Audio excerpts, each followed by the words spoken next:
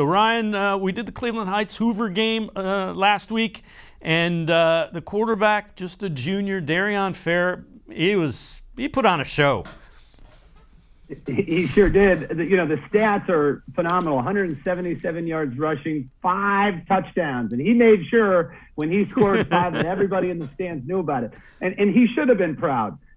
As a junior, the maturation was incredible, Dave. We ended the season last year covering them in a playoff box. Coach Fair Matt keeps Stevens it. told us during the week that over the summer in camp, he didn't recognize number 2. He didn't recognize him as the same quarterback that was in his huddle last year. And a lot of times, Dave, there's this thing you call coach speak. First game of the season, we didn't get a chance to see Darion Fair in film. And you could see the talent last year.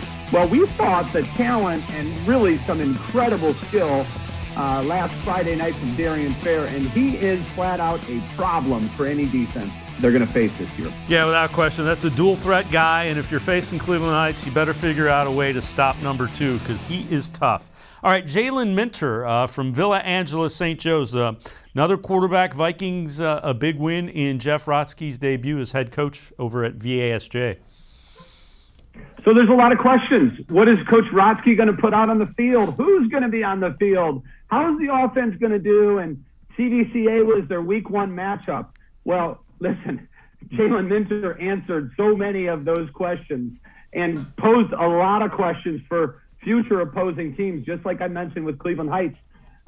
16 of 21, 274 yards passing, 3 touchdowns, and just a yard shy of 100 rushing on the ground, with another touchdown there.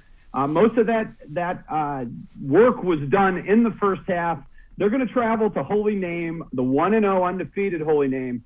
But, man, Jalen Minter and VASJ looks to be a problem for Division IV this year. Another quarterback for Benedictine, C.J. Yarborough, and a big win for the Bengals. Had to go to overtime to get it done against Walsh Jesuit, but a big win to open the season for the Bengals.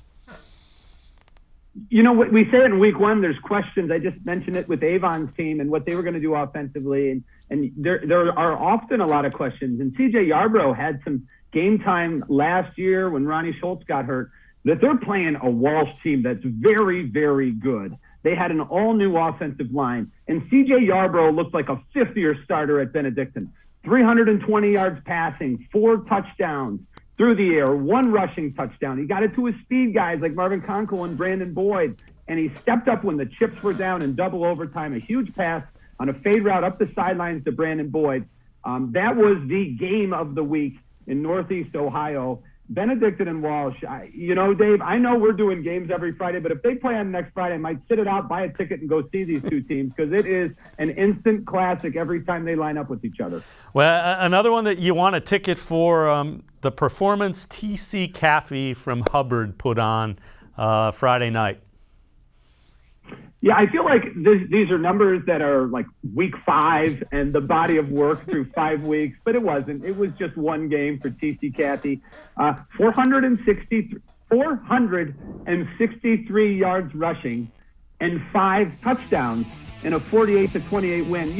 Dave, I mentioned Coach Matt Duffy and Kareem Hunt, and he jokingly said this week on the phone, man, I was a really good coach back then when I had Kareem Hunt.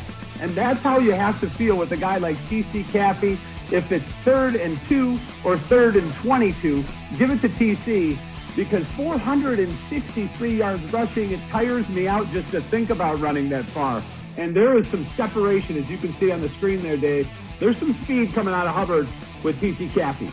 Yeah, another guy a little closer to us, Aiden Lowell from Hudson, was another guy, had an impressive performance in week 1 against a pretty good program in Solon, and Hudson got it done against the Comets. Yeah, Coach Jeff Goff, I always find it interesting when coaches, and they're like, well, we're going to be balanced. We're going to be 50-50 until you give the ball to Aiden Lau and you realize that he's going to give you whatever yardage you need. So he carried it 24 times, just shy of 300 yards, 295. I kind of wish he had 25 carries just so he could get to that 300 benchmark. But 295 on the ground. 5 touchdowns against a defensive-minded Solon team. You know, that's a 49-35 win. So Aiden Lau, the Air Force commit, showing up, and they're going on the road against a very hungry Euclid team who's looking for their first win. And I expect Coach Goff to continue to feed the ball to Aiden Lau.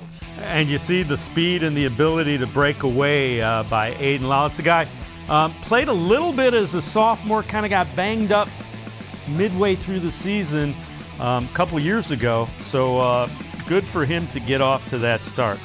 Let's take a look and talk a little bit about a guy from Aurora, Jack Cardeman. 3 TDs, but all over the place. I mean, Bob Mahalik got to be like, okay, keep going, Jack. Yeah.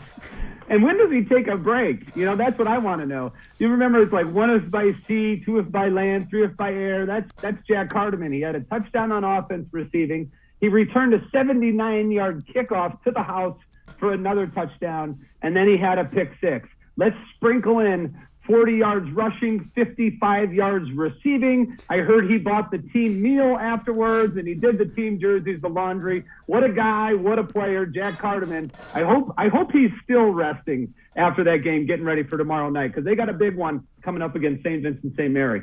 But again, a great start for Aurora. Big things expected from the Aurora Greenmen this year, and they usually are expected out in Aurora.